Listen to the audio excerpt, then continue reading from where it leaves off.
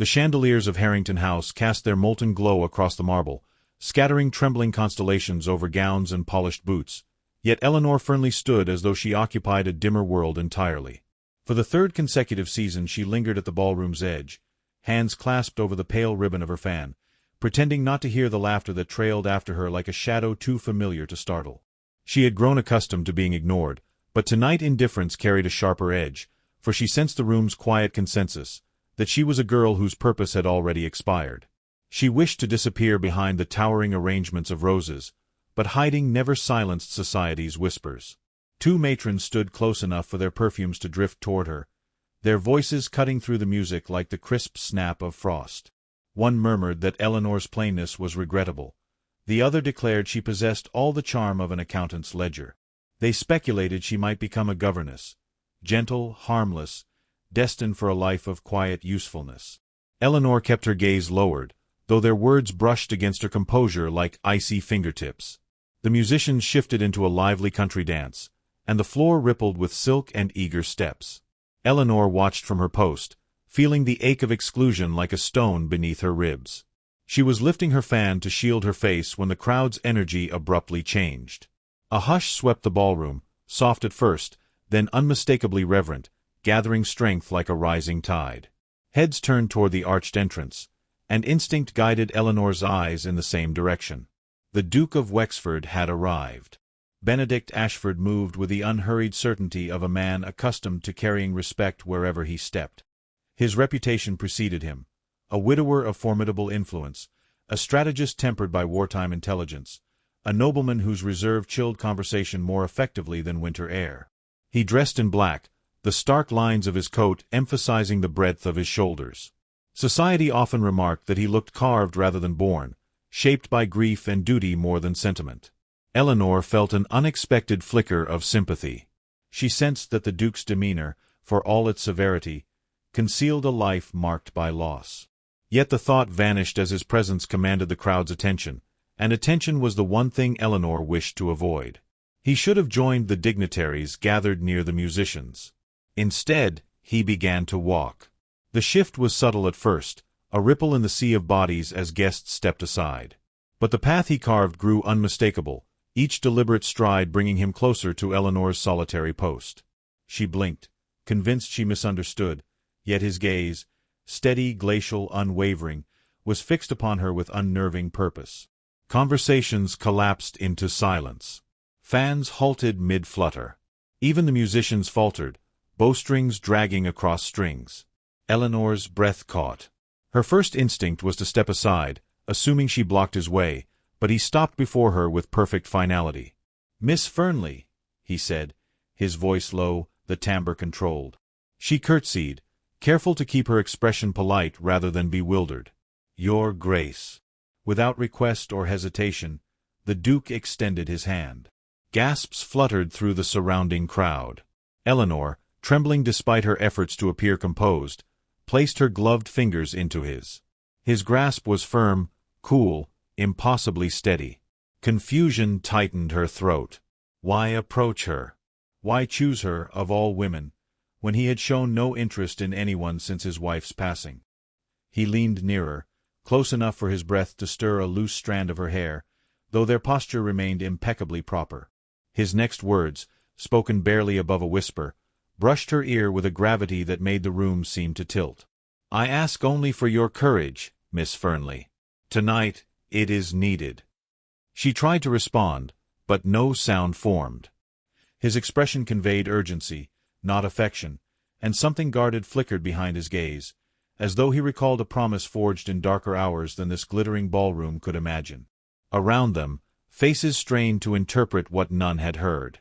Curiosity mingled with suspicion, and Eleanor sensed that the Duke's gesture had shifted the evening in ways she could not yet comprehend.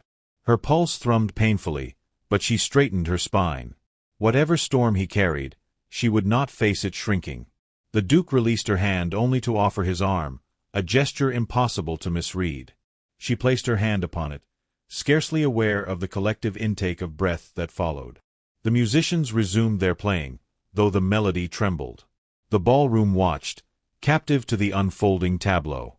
Eleanor felt the slightest tremor beneath her fingertips, an echo of tension within the Duke himself. It startled her, revealing he was not untouched by this moment. As they began to walk together toward the center of the glittering room, whispers resumed in a fevered rush. Eleanor did not hear their words, but she felt their weight pressing upon her shoulders. The Duke paused just enough to speak again, his voice meant for her alone. "This will not be easy," he murmured. "But I give you my word, you will not stand alone." Her breath shuddered. The promise felt too great for a man who owed her nothing, and yet he spoke it as though bound by something older than courtesy. The music swelled. The crowd parted. And Eleanor, still trembling, understood her life had turned upon a single whispered sentence. In that fragile moment, she sensed the ballroom itself holding its breath, as though the grand chandeliers and mirrored walls sought to witness what came next. She felt suspended between terror and possibility, caught in a tide she could neither resist nor fully comprehend. Yet beneath her uncertainty flickered a spark of resolve she had never known she possessed. Whatever compelled the Duke tonight, whatever hidden current had drawn him to her, she felt destiny shifting, urging her to step forward. She did not hesitate. Gossip traveled through London with the eagerness of wildfire meeting dry grass, and by morning every drawing-room from Mayfair to Kensington hummed with the same astonished refrain. The cold Duke of Wexford had crossed a ballroom to take the hand of Eleanor Fernley, a girl who had never once been sought after by anyone of consequence. Servants whispered their theories over breakfast trays, hostesses speculated with feverish delight, and the Tun sharpened its collective curiosity into something dangerously close to hunger. Eleanor, who had prayed the ballroom incident might fade into forgetfulness, discovered instead that her name had risen, unwanted, into the glittering, merciless center of the city's fascination. She spent the morning in her aunt's modest parlor, trying to focus on embroidery, though her fingers kept tangling the thread. Every few minutes her aunt would peek out through the lace curtains, muttering at the stream of carriages that paused suspiciously near the house before rolling away again. Eleanor wished she could hide beneath the settee, or flee to some quiet countryside where the Duke's sudden, inscrutable gesture meant nothing. Yet her thoughts clung stubbornly to the words he had murmured, words that lingered like a faint echo in the corner of her mind. Courage, honor, duty. They were not sentiments one offered lightly, and certainly not to a woman who had meant nothing to him only hours before. Before she could make sense of any of it, a footman in navy livery arrived with a small parcel, neatly wrapped and sealed with the Duke's crest. Her aunt gasped loud enough for the neighbors to hear, but Eleanor's heart stilled, all sound fading beneath the weight of the seal's cold authority. With trembling hands she opened it, discovering a slim botanical volume bound in deep green leather. The pages were annotated, precisely, elegantly, in the Duke's handwriting. Between two pages lay a pressed winter rose, its petals pale but perfectly preserved, as though guarded from time itself. The gesture was modest, intimate, and entirely disarming. Eleanor pressed her fingertips against the fragile bloom, overwhelmed by the strange mixture of gentleness and solemnity the Duke had offered. Yet as news of the gift spread, how, she could not fathom, whispers turned sharper. That afternoon, upon attending Lady Marshwick's gathering with her aunt, Eleanor felt every eye prick her skin like scattered needles. The hostess greeted her with brittle courtesy, her smile tight enough to crack enamel. Nearby, two young women barely concealed their spite, whispering that Eleanor must have ensnared the Duke through some calculated scheme. Another suggested she had cornered him in a moment of weakness. Eleanor held her chin high, though each whispered dart pierced her composure. As she crossed the room, pretending she did not hear the laughter following her, Lady Marshwick stepped forward with that particular sweetness reserved for cruelty delivered in company. "Miss Fernley," she said loudly, "it must be gratifying to receive attention so unexpected." The surrounding guests tittered. Eleanor felt heat bloom at her collarbone, her dignity slipping like sand through her fingers. She opened her mouth to offer a polite reply, but the hostess raised a gloved hand. "Pray, do tell us, what precisely did you do to compel His Grace's interest?" A chorus of eager murmurs rose. Eleanor felt the room closing in, the air thickening with judgment. She swallowed hard, willing her voice not to tremble. "I have done nothing beyond accepting a dance," she said softly. "As any woman might." Mocking smiles answered her. The humiliation stung more deeply than she expected, not merely because the accusation was unfounded, but because she sensed how swiftly society turned vicious when confronted with something it could not explain. And then a new silence washed over the room, deeper and heavier than all the earlier ones, the kind that pressed against one's bones and demanded attention. The guests parted instinctively, as though some tide were pulling them aside. Eleanor turned slowly, scarcely daring to hope. The Duke of Wexford had entered the parlor. His gaze found her immediately, and though his expression remained composed, Eleanor sensed an undercurrent of displeasure, cold and cutting. He crossed the room with deliberate grace, offering neither bow nor greeting to anyone present. When he reached her, he extended his arm with an authority that defied question. "Miss Fernley," he said, his voice steady but edged with ice, "I believe you are owed the courtesy of fair company." A stunned hush fell. Lady Marshwick attempted a flustered curtsy, but the Duke did not spare her a glance. Eleanor hesitated only a moment before placing her hand upon his arm. His next words, spoken loudly enough for every corner of the gathering to hear, struck the air like a blade slicing silk. "Miss Fernley stands under my protection. Any slight to her is a slight to me." The room collapsed into astonished stillness. Some guests blanched. Others bowed their heads. Eleanor felt her breath catch in her throat, not from shock but from the strange, unnerving warmth of being defended with such conviction. She looked up at him, seeking some explanation, but his face remained carved from the same restrained resolve she had seen the night before. As he guided her toward the exit, her pulse fluttered with both gratitude and fear. Such a declaration was not insignificant. It would feed the whispers rather than quell them. Yet there was comfort, unexpected, bewildering, in the certainty of his presence beside her. Once the door closed behind them and the muffled murmur of gossip faded, the Duke paused, his posture still taut with controlled anger. A carriage waited discreetly at the gate, its lamps glowing softly through the gathering dusk.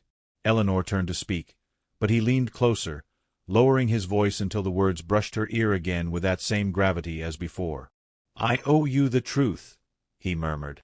"But it can only be spoken where no ears dare follow." Her breath trembled against the quiet evening air. She nodded. She didn't know what revelation lay ahead, but she sensed it would sweep away every fragile certainty her life once held. And she stepped toward the waiting carriage, knowing the world behind her had already begun to change. The carriage moved through the lamplit streets with the steady rhythm of hooves striking cobblestone, yet inside, the air felt impossibly still. Eleanor sat opposite the Duke, her hands folded tightly in her lap, trying to quiet the storm of thoughts beating against her composure. The city blurred past the windows in streaks of gold and shadow, but she sensed none of it, not the flicker of tavern lanterns, nor the distant echoes of carolers rehearsing for winter festivities. All her awareness hung upon the man seated across from her, upon the silence he held with such deliberate weight. He watched her quietly, as though gauging how much of the evening's ordeal she had withstood. When at last he spoke, his voice was low, steady, almost gentle. "Miss Fernley," he began, "I fear that my actions have placed you in an unwelcome position." She swallowed, attempting to manage the fluttering in her chest. "It is not discomfort that troubles me, Your Grace," she said softly, "but the mystery." Her fingers tightened around the folds of her skirt. "You speak of protection, of debts and promises, yet I cannot fathom what binds us. I am no one. And you are." She caught herself before naming the title his presence made unnecessary. He leaned forward slightly. "I am a man," he said quietly, "who once gave a vow to your father. A vow that circumstance has forced me to honor sooner than I had intended." Her breath stilled. A piece of the past she had never known began to stir, like a forgotten letter unfolding in her mind. "My father," she whispered. "Yes." His gaze softened, not with sentiment, but with the solemnity of truth reluctantly delivered. "During the final years of Napoleon's advance, your father served not merely as a clerk in the War Office, as society believes. He was entrusted with delicate intelligence, correspondence meant only for the crown. In the execution of that duty, he stumbled upon evidence that placed him in grave danger. I was charged with protecting the information he carried, and by extension, his household." Eleanor felt her pulse hammer. Her childhood memories of her father were gentle ones, quiet evenings by the hearth, ink-stained fingers, warm laughter. She had never imagined danger lurking behind his calm nature. The Duke continued, his tone deepening. "Your father refused any formal protection for himself, but he asked one thing of me, that if ever the remnants of that threat resurfaced, I would ensure his daughter did not face them alone." He paused, the faintest sigh escaping him. "I gave him my word." She stared at him, astonished. "But that was years ago. My father passed when I was 11. And for the past decade," the Duke said, "the threat lay dormant. But 3 days ago, a message reached my estate, coded in the same manner your father once used.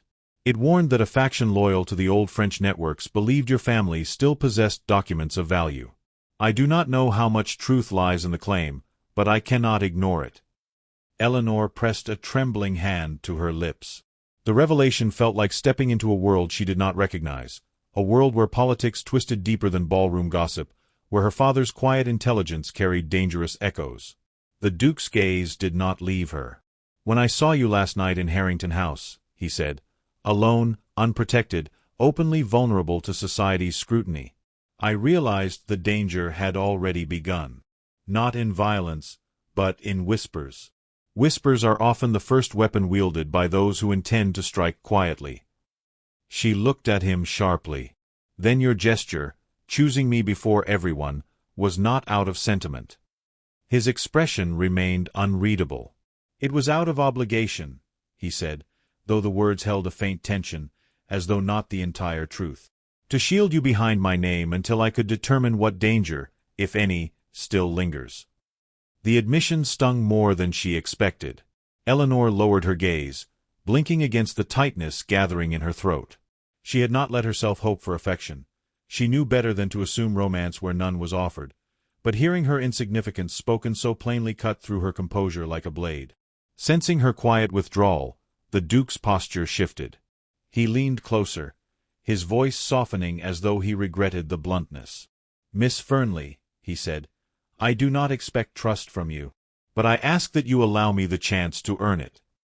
She held his gaze, finding something steady there, something unexpectedly vulnerable beneath the armor of duty.